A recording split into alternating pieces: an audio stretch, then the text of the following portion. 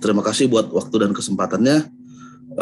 Terima kasih juga buat rekan-rekan yang menyempatkan hadir untuk acara yang diselenggarakan oleh Dimar kali ini. Ya memang terima kasih buat tim Dimar juga untuk kesempatannya. Saya dari Thales CPL, nama saya Jevon sebagai Data Protection Consultant. Dan sekarang memang di sesi kali ini kita tidak perlu lagi ya membicarakan mengenai tadi produk HSM yang memang dari tahun ke tahun memang kita biasa lakukannya. Nah sekarang memang HSM itu salah satu dari produk range Thales sendiri. Terima kasih untuk sedikit pemaparannya Pak Norman. Untuk sesi kali ini memang kita lebih berdiskusi mengenai data security, awareness dan responsibility terhadap cloud ya.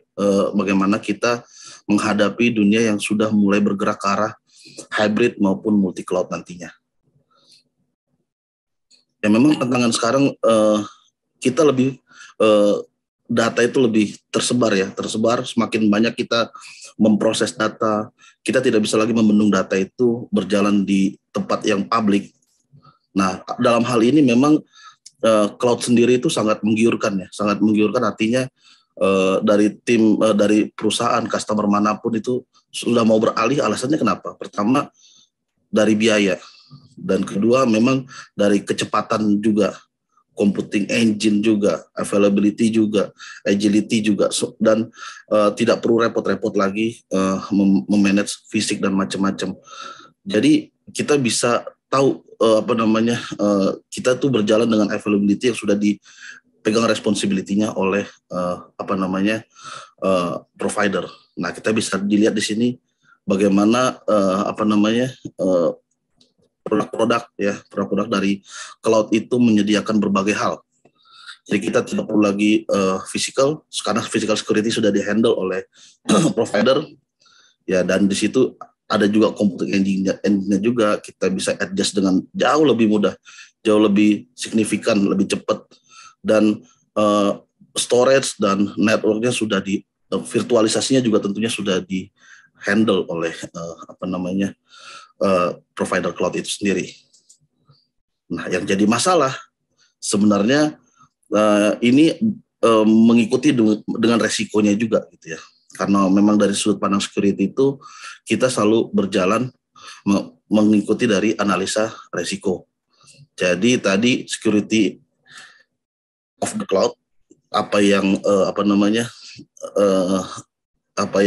provider sediakan, dan memang apa yang sebenarnya terjadi gitu ya, apa yang sebenarnya perlu kita lengkapi. Dan di sini kita akan build awareness dan tahu responsibility kita dan role kita pada saat kita menjalankan cloud. Jadi sebenarnya udah banyak yang mau mencoba ya, baik dari bank, e-commerce dan macam-macam. Karena mungkin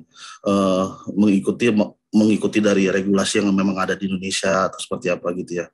Jadi yang perlu kita tahu sebenarnya, kita mau nggak mau harus menyimpan customer data di dalam cloud. Betul. Itu source-nya dari mana-mana. Kita perlu backup, replikasi dan segala macam ada di situ, beserta dengan identity-nya dan macam-macam jenis security-nya. Jadi ada mulai dari kita OS level sampai di application level, semua perlu kita tahu. Dan yang kita perlu pahami di sini adalah apapun segala jenis subscribe yang kita deal dengan provider, yang kita bisa bilang adalah customer selalu bertanggung jawab terhadap security terhadap datanya. Apapun itu, mau itu infrastructure, mau itu platform, mau itu software as a service. Intinya, customer selalu harus memegang security terhadap datanya. Seperti itu ya. Jadi kita mesti tahu role-nya.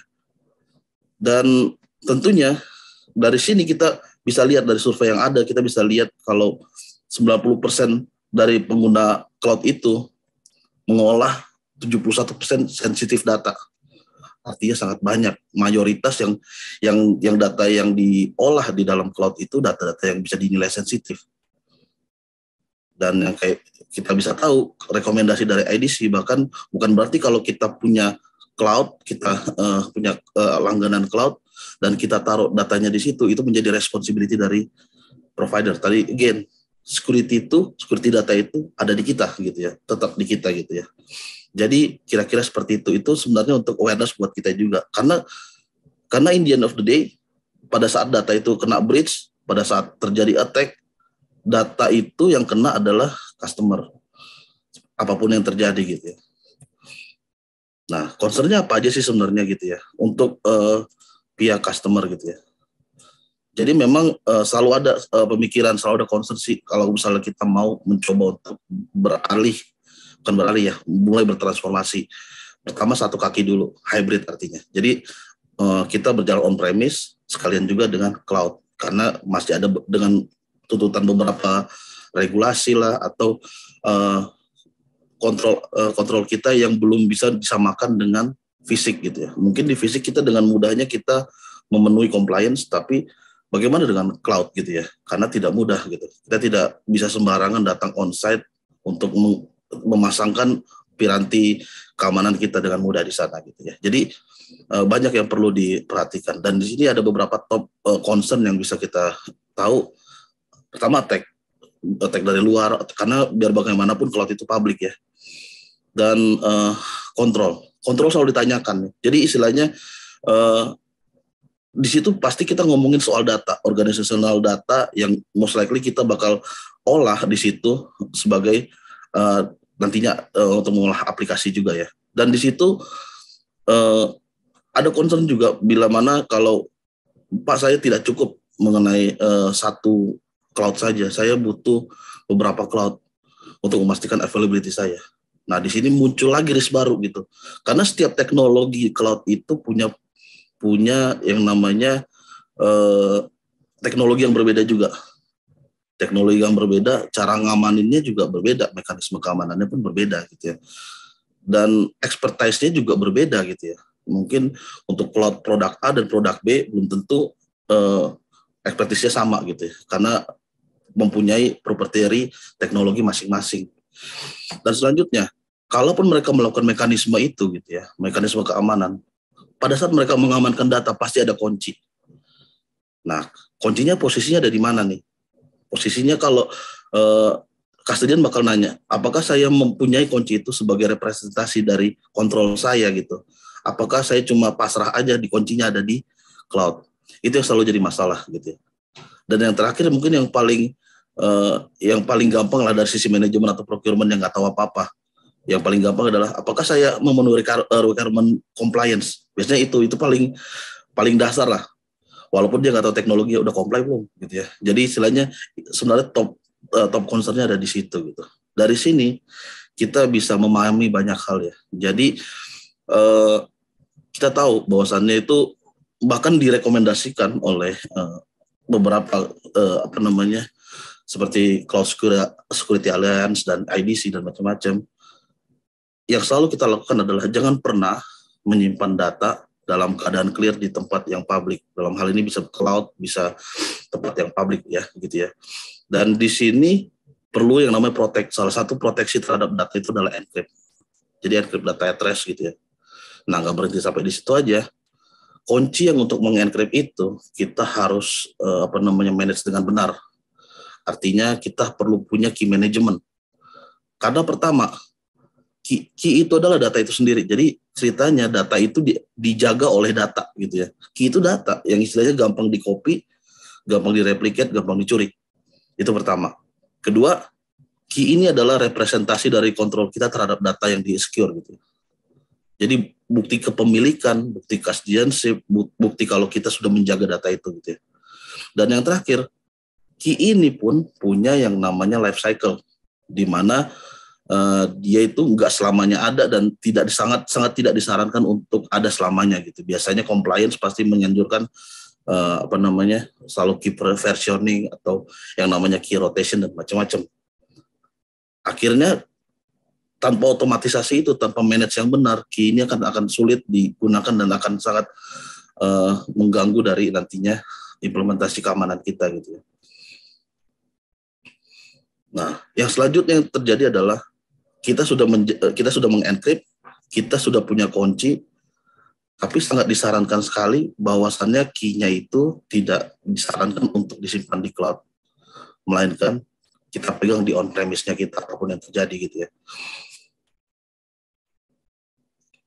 Nah, di sini kita punya banyak terminologi ya, banyak pendekatan. Dari pendekatan yang paling ignoran ya, yang paling low lah yang kita bisa bilang.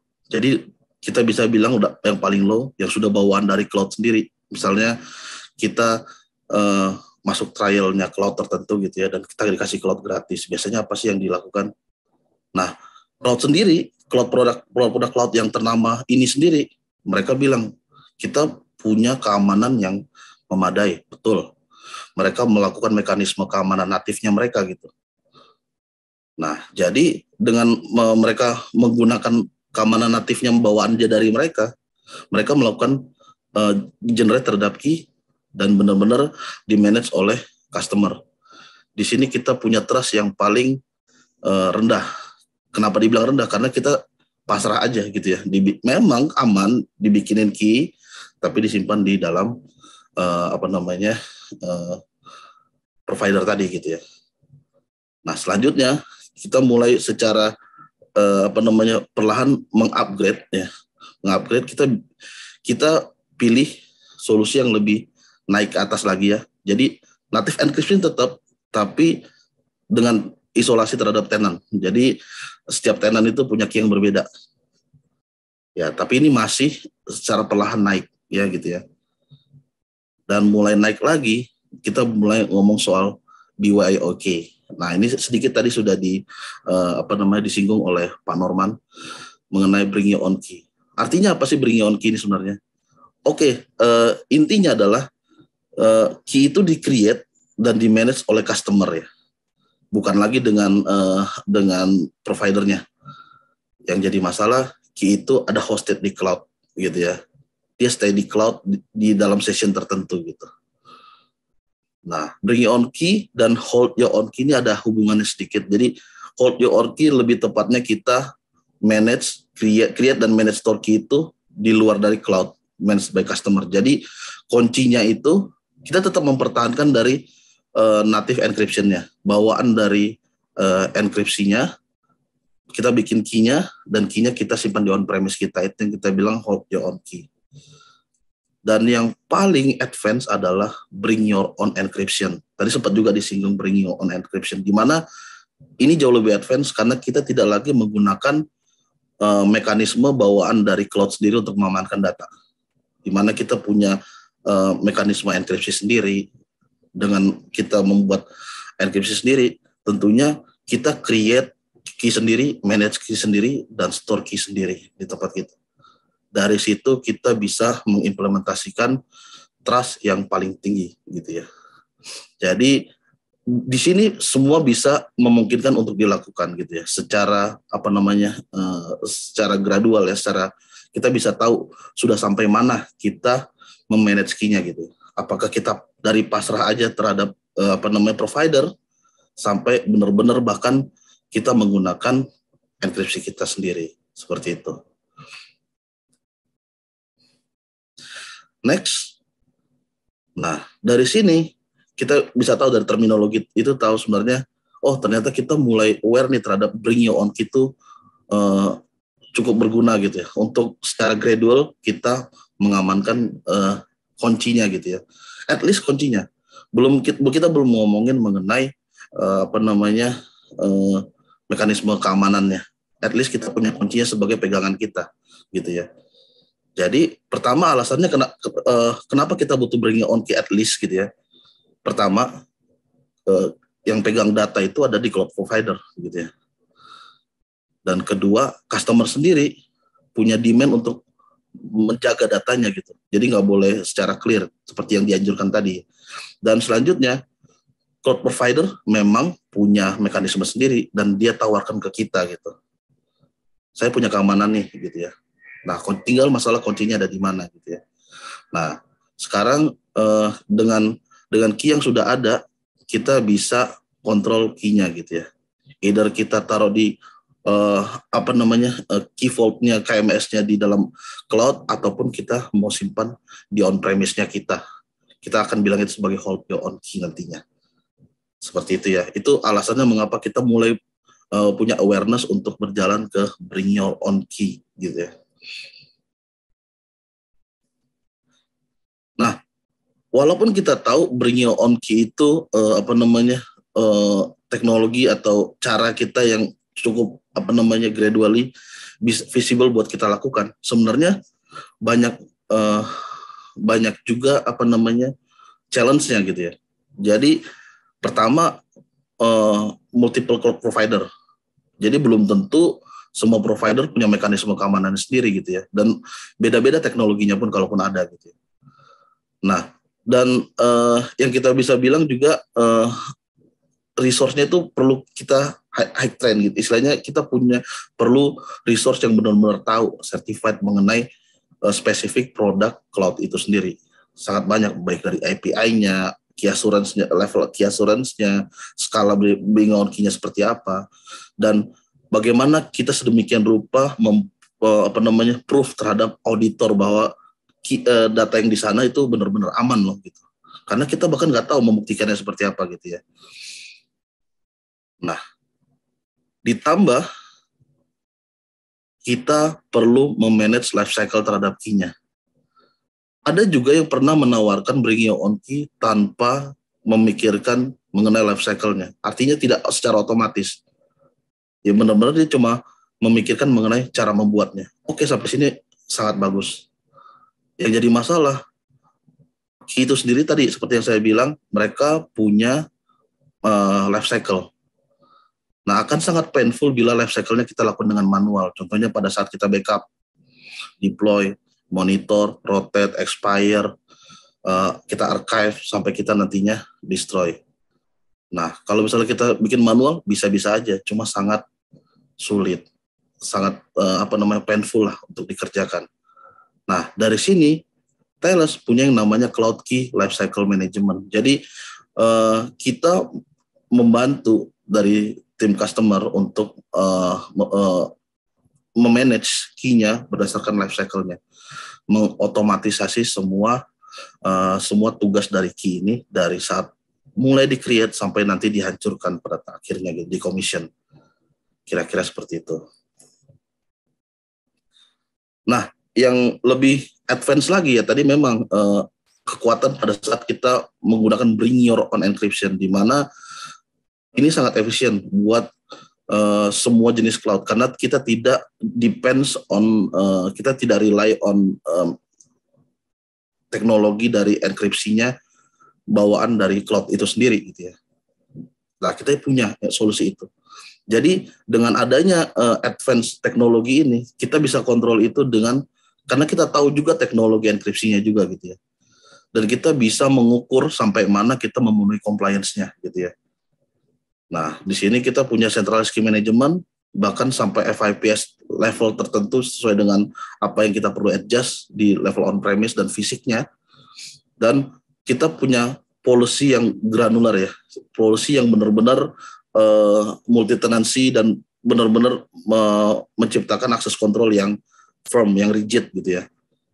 Dan dari sini kita punya visibility yang penuh gitu. Kita bahkan dapat membuktikan bahwasannya dengan adanya kita atau tidak adanya key kita itu akan sangat mempengaruhi data yang ada di cloud itu sendiri. Jadi kita dengan mudahnya suspend cloud, kita dengan mudahnya melakukan decommission pada saat kita beralih dari satu cloud ke cloud yang lain dengan mudah gitu. Karena biasanya kita nggak tahu dengan alasan apapun cloud itu melakukan replikasi gitu ya.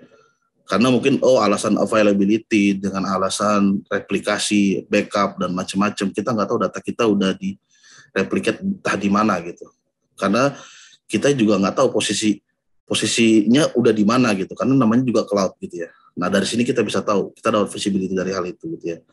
Dan kita juga punya teknologi namanya LDT, di mana itu live data transformation. Pada saat kita melakukan enkripsi, pada saat kita mentransformasinya dari clear ke encrypted, itu tidak menjadi downtime, di mana data itu tetap bisa dioperasionalkan seperti biasa, selayaknya tidak terjadi apa-apa gitu. Itu teknologi dari Thales. Dan memang operasional cost-nya akan jauh lebih rendah gitu ya.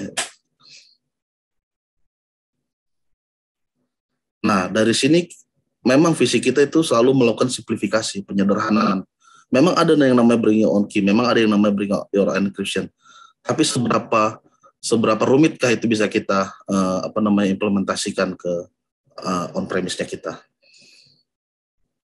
Nah, di sini kita punya yang namanya Cipetrus Data Security Platform, di mana kita bisa mendapatkan visibility yang jelas terhadap data, sensitif data, dan kita bisa melakukan enkripsi sesuai dengan demands compliance, dan kita bisa melakukan key management baik di on-premise maupun hybrid cloud maupun multi cloud gitu ya. Jadi sangat-sangat fleksibel, sangat banyak manfaatnya baik dari kita mulai perlahan-lahan gradually melakukan implementasi keamanan tadi dari bring your own key, hold your own key sampai bring your own encryption kita bisa lakukan di satu platform ini sesuai dengan yang dibutuhkan oleh customer.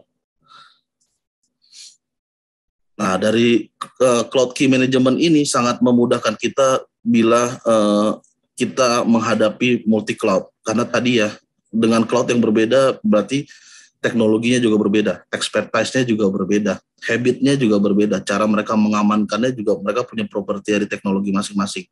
Dari sini kita sudah banyak terintegrasi dengan sangat baik ya dengan Azure, AWS, Google Cloud, IBM Cloud, Salesforce ya. Jadi sudah banyak terintegrasi dengan sangat baik mengenai integrasi terhadap key-nya gitu ya. Jadi kita bisa manage key di on-premise kita walaupun data kita ada di cloud. Nah, alasan utamanya pertama ya memang kita waktu menggunakan cloud key management ini kita pada saat kita melakukan implementasi, pasti auditor nanya, apakah nantinya kita punya yang namanya key custodianship. Jadi auditor most likely nggak bakal istilahnya mempersilahkan kita dengan mudahnya, ya udah datanya di cloud, istilahnya yang antah berantah di mana gitu tanpa ada pegangan apa-apa istilahnya seperti itu ya. Yang kedua, bagaimana kalau kita mau suspend cloud-nya? Misalnya di berita terjadi ternyata cloud produk tertentu sedang tidak kondusif. Apakah kita cuma pasrah aja dengan itu? Nah, yang perlu kita lakukan adalah kita perlu yang namanya mekanisme untuk mensuspend data kita yang ada di cloud itu. Jadi suatu saat udah kondusif lagi, kita bisa resume. Kira-kira seperti itu ya. Dan yang ketiga, yang namanya cloud itu tidak punya keamanan secara fisik gitu ya. Nah, kita bisa membuktikan secara fisik keamanannya itu dengan cara kita melakukan key management, dan key management ini sudah tersertifikasi dengan FIPS, di mana FIPS ini adalah standar physical. Seperti itu ya. Dan yang selanjutnya adalah kita bisa mempercepat waktu implementasi ini tanpa perlu resource yang terlalu berat ya, karena di sini perlu expertise setiap cloud-nya tadi. Dan yang selanjutnya dengan centralized key management, walaupun dari tim customer akan selalu terjadi, ini selalu pengalaman saya ya sebagai salah satu sebagai vendor juga, itu sering terjadi yang namanya perputaran role ya, mungkin dari infra ke network ke security dan macam-macam. Ini terjadi gap biasanya. Yang satu tidak melakukan istilahnya kayak sharing knowledge atau memberikan pengarahan terhadap di mana kuncinya, di mana macam-macamnya, backupnya ada di mana. Nah, dengan adanya centralized key management, kita bisa memotong waktu catch up terhadap gap tadi gitu ya. Jadi kita tidak perlu takut lagi kehilangan kuncinya ada di mana, beserta passwordnya ada di mana, key-nya apakah masih oke atau udah expired, kita nggak tahu gitu ya. Nah, di sini kita bisa tahu gitu, kita dapat visibility itu. Dan yang terakhir, ini apabila ya kita nggak tahu amit-amit suatu saat kita nggak perlu lagi cloud itu ya gitu ya. Atau cloud saya nggak merasa nyaman lagi dengan cloud A, misalnya saya mau ke cloud B. Apakah kita bisa 100% decommission dengan baik? Kalau misalnya menggunakan solusi ini kita bisa decommission dengan baik. Artinya apa? Kita simply just decommission key-nya, dengan key-nya nggak ada, di sana itu dalam keadaan encrypted. Artinya tidak bisa gunakan lagi gitu ya, useless ya. Jadi kita bisa dengan mudahnya berpindah dari cloud A ke cloud B atau ke cloud C, atau kita bisa memanage lebih dari satu cloud. Kira-kira seperti itu. Nah, di sini ada sedikit arsitekturnya mengenai bagaimana kita bisa memanage multi cloud mengikuti dari teknologinya. Bahkan untuk kita bisa bilang di sini satu produk tertentu yang memang sangat concern mengenai key itu adalah Google ya. Kita akhir-akhir ini sangat dekat dengan Google untuk mengintegrasikannya bahkan di level endpoint workspace-nya gitu ya. Nah, di sini karena dia mengikuti dari teknologi-teknologi produk cloud itu sendiri. Nah, gitu ya. Jadi baik ngomongin dari key management consideration mengenai bagaimana aspek fisiknya dan key management di cloud, bagaimana kita melakukan multi cloud support, kita perlu tahu gitu. Dan sampai mana kita bisa mengimplementasikan seperti tadi ya, dari bring your own key sampai bring your own encryption tadi. Kira-kira seperti itu. Nah, dengan bring your own key kita bisa untuk memfasilitasi beberapa produk cloud, tapi dengan bring your own encryption, semua kemungkinan keamanan itu sangat bisa difasilitasi. Di sini sangat banyak, nanti bisa dibaca lagi sejauh mana kita bisa mengimplementasikan sesuai dengan ekspektasi perusahaan gitu ya. Dan second tadi mengenai jalannya data, bagaimana kalau datanya itu di jalan in flight. Jadi istilahnya pada saat datanya itu saling berkomunikasi. Pertamanya antara on premise maupun in cloud ya. Jadi seperti itu. Jadi kita punya yang namanya high speed encryption, di mana kita bisa mengamankan data antara baik dari cloud dan on premise, dan antara cloud dan multi cloud seperti itu ya. Nah, tipikalnya adalah yang ini kita bisa skip dulu karena memang tipikalnya adalah kita bisa mengencrypt seluruh payloadnya dan tinggal menyisakan sedikit identifier buat sehingga dapat melewati jaringan tertentu, jaringan layer 2, 3 maupun 4 sampai ke device yang satunya lagi. Nah, tipikalnya kita punya beberapa one on one, dan pada saat kita punya headquarter yang punya throughput yang besar dan kita akan mendistribusikannya ke yang kecil-kecil gitu ya, kita punya beberapa solusi gitu ya. Dan yang sesuai dengan tema kita kali ini, kita memungkinkan untuk hybrid solution, di mana kita punya virtual appliance yang bisa menghubungkan antara physical appliance dan virtual appliance, karena kita tidak mungkin membawa physical appliance kita ke cloud. Jadi kita bisa mendeploy virtual appliance yang akan mengencrypt seluruh datanya. Seluruh data artinya apa? Misalkan kita mengencrypt dari 10 MB, 100 MB, 1 GB, bahkan sampai 100 GB data, payloadnya kita encrypt semua. Nah, di situ kita menjaga data yang lewat ke arah publiknya. Kira-kira seperti itu. Di sini ada beberapa family of appliance-nya. Kita bisa punya virtual appliance tadi yang mendukung kita untuk cloud, desain 4000 series yang lebih kecil untuk mendukung tempat-tempat yang membutuhkan bandwidth yang lebih kecil, contohnya kayak tadi cabang-cabang, kantor cabang pembantu gitu ya. Nah, kita juga punya versi-versi yang lebih high load ya, yang untuk 10 GB per second sampai 100 GB per second. Nah, kira-kira seperti itu. Dan modenya kita bisa punya MAC, VLAN, dan Transport Independent Mode, yang artinya kita bisa support terhadap layer 2, layer 3, dan layer 4, maupun kita bisa juga integrasi dengan SD-WAN yang memang sudah ada nantinya gitu ya. Karena kita juga punya virtual mode. Dan kita punya visibility yang jelas mengenai payload yang lewat atau throughput yang lewat. Jadi kita bukan kehilangan sama sekali karena kita encrypt, enggak. Seperti itu kira-kira. Nah, tampilannya akan real time untuk manajemennya juga. Nah, satu hal terakhir yang menarik adalah eh, mungkin kalau teman-teman ingat mengenai Snowden, dulu NSA pernah terjadi eavesdropping ya. Mereka mencoba ngelihat kegiatan warga Amerika pada saat itu. Bukan berarti pemerintah Amerika tidak punya keamanan. Mereka mengenkrip datanya, betul. Tapi yang NSA lakukan adalah mereka melihat pattern. Jadi sebenarnya datanya udah encrypt, tapi dia masih bisa melihat pattern orang tersebut. Nah dari situ mereka bisa menghasilkan habit dan macam-macam.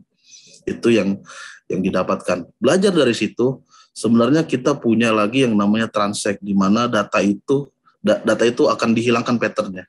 Entah itu akan di padding atau dipotong beberapa kali untuk menghasilkan data yang tidak punya pattern sama sekali.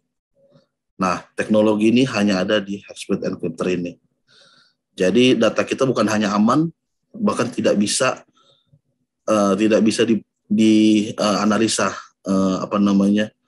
polanya bahkan. Nah ini sudah sangat advance sekali, kira-kira seperti itu ya. Ini tampilan sangat teknisnya sehingga memungkinkan hal itu terjadi. Oke, paling itu saja yang bisa saya paparkan sejauh ini. Terima kasih untuk kesempatannya. Saya kembalikan ke